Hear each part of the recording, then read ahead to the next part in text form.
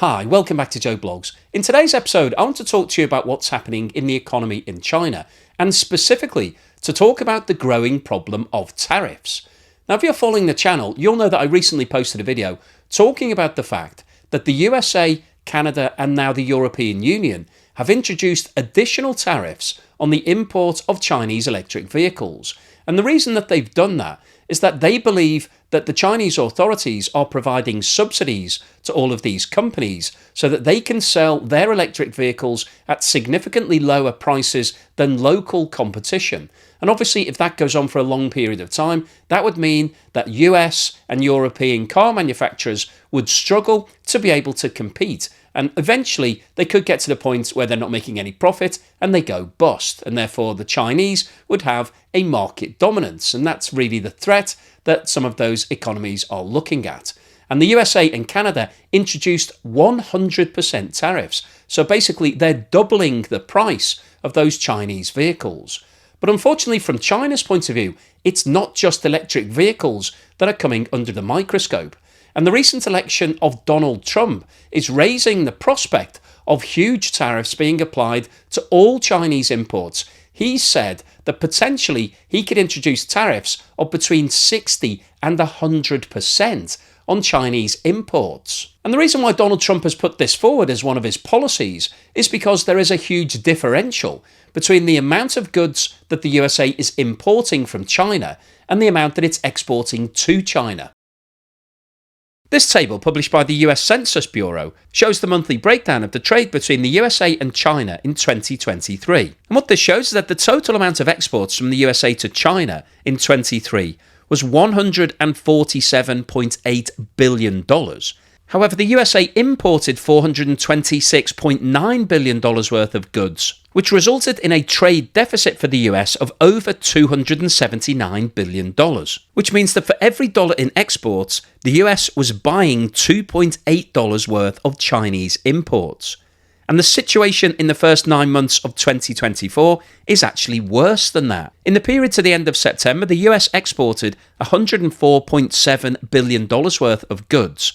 However, it imported $322.2 billion worth, leaving a net deficit of over $217 billion, and means that for every dollar of exports, the US is now importing $3.1 worth of Chinese imports. So the logic that Donald Trump is putting forward is that if the USA reduces the amount of goods that it buys from China, that will mean that there's more opportunities for US producers. You would have to buy something that's homegrown rather than coming from China. Or you could buy the Chinese alternative, but it would be much more expensive, and therefore the homegrown alternative may become much more cost competitive.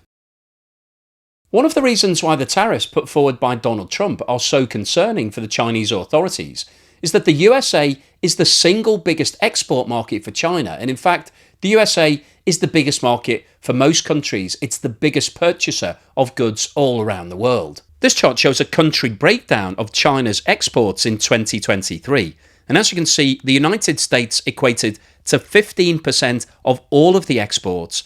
The next biggest market was Hong Kong, which accounted for 8.3% of all exports. However, it's likely that a lot of those exports were then exported on from Hong Kong to somewhere else, and no other single country accounted for more than 5% of China's exports.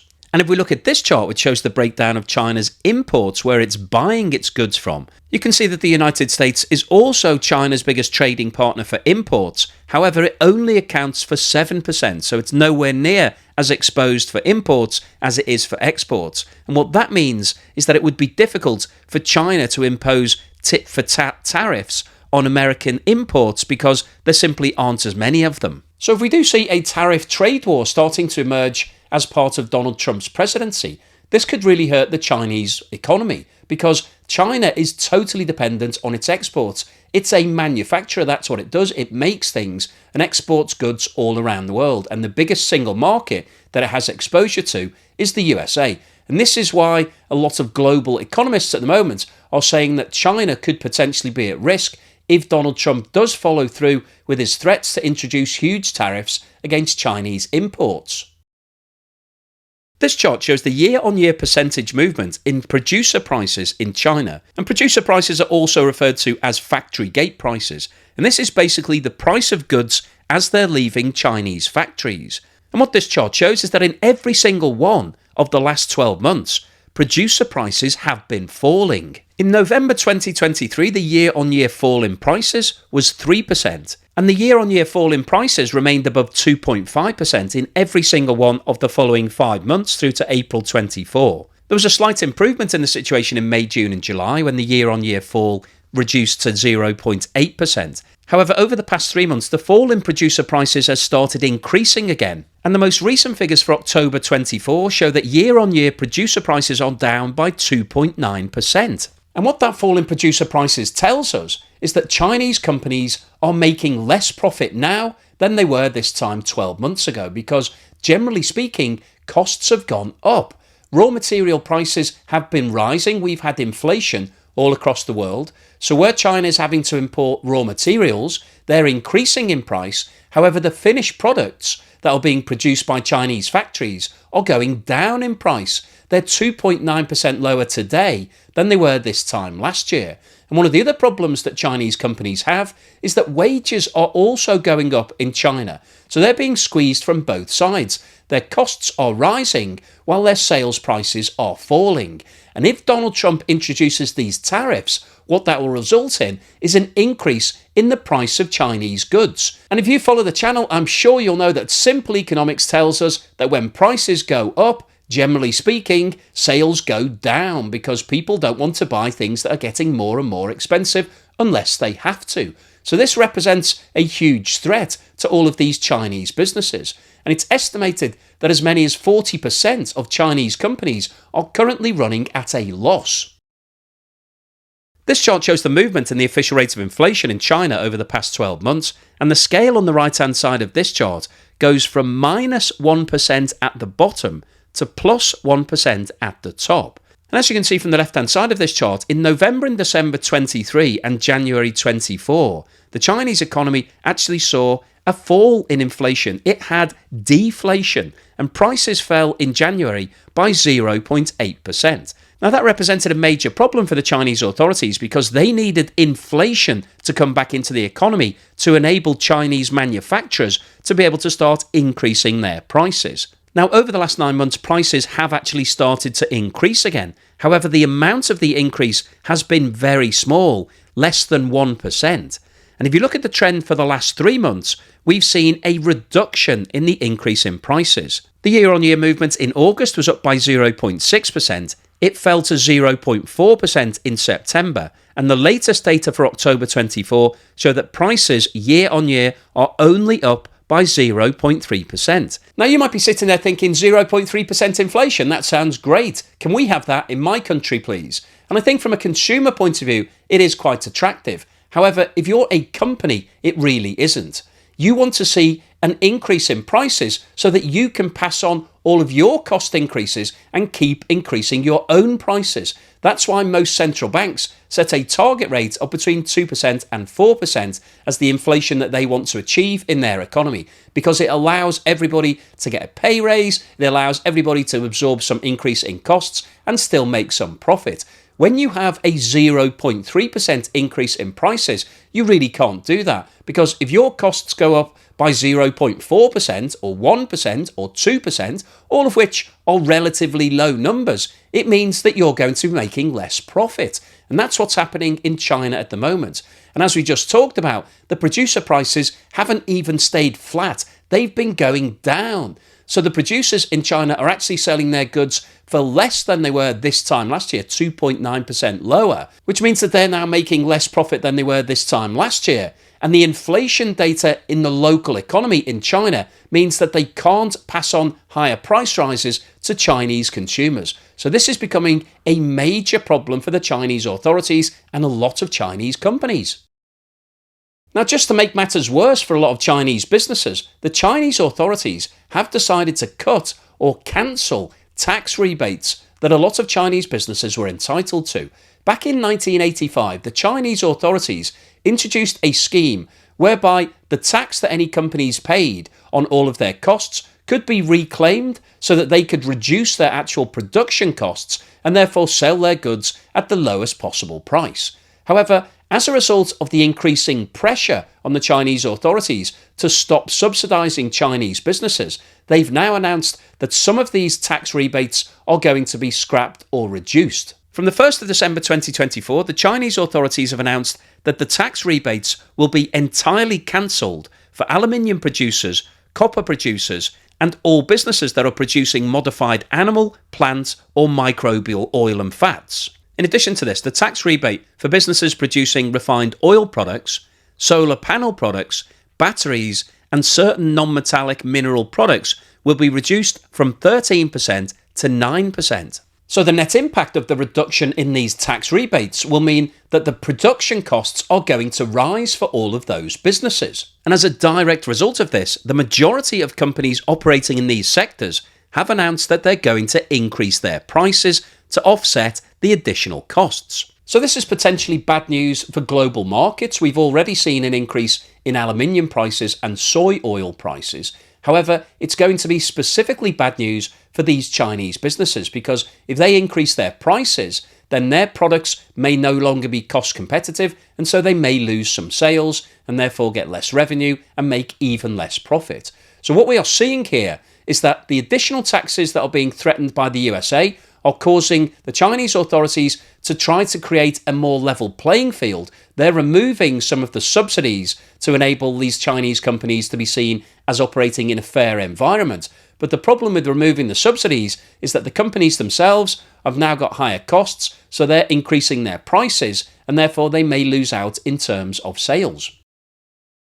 So what's the summary and conclusion today? Well, I wanted to post this video because I think the issue of tariffs is a really fascinating topic. And it's something that we've been talking about over the past 12 to 18 months, specifically with regards to Chinese electric vehicles. That became the poster product for a lot of countries to say enough is enough. We think that the Chinese authorities are subsidizing these businesses. It's not fair. They're selling their products significantly cheaper than our manufacturers can do so, and therefore we're going to apply additional tariffs to level everything off.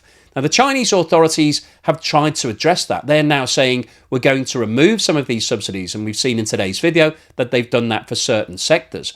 But the problem with doing that is it's going to increase the costs for a lot of those businesses. And those businesses are already struggling. As we saw from the data earlier, the producer price index in China has fallen in every single one of the last 12 months. In fact, it's longer than 12 months. It's going close to 2 years now that we've seen falling prices. And businesses simply can't operate in those sort of environments because costs, generally speaking, go up. It's very rare that companies experience a period where costs are going down. And therefore, you need to keep increasing your prices. If your costs are going up and your prices are going down, then obviously it means that you're going to make less profits. It's just like you with your checking account. If you're spending more and earning less, then you're going to run into the red at some point in the near future. And that's what's happening for a lot of these Chinese businesses. And one of the biggest threats that they are now facing is the new presidency in the USA.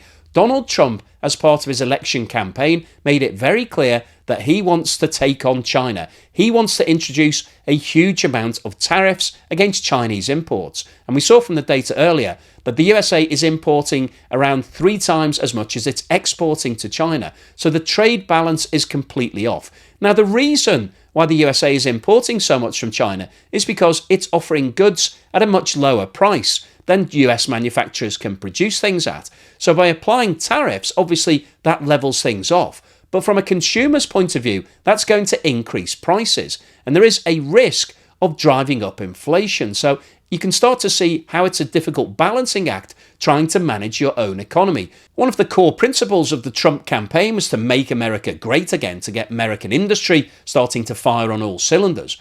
But the issue is going to be, what is the cost of that? How much are prices going to rise? And I think that's probably a discussion for another day, because I'm talking today about China. But the overall summary of today's video is that the Chinese economy is currently struggling, and it needs to start increasing its exports. It needs to start making more money in order to hit its GDP targets for 2024 and 2025 and beyond. But the problem that it's facing right now is that it's facing a backlash in a lot of countries.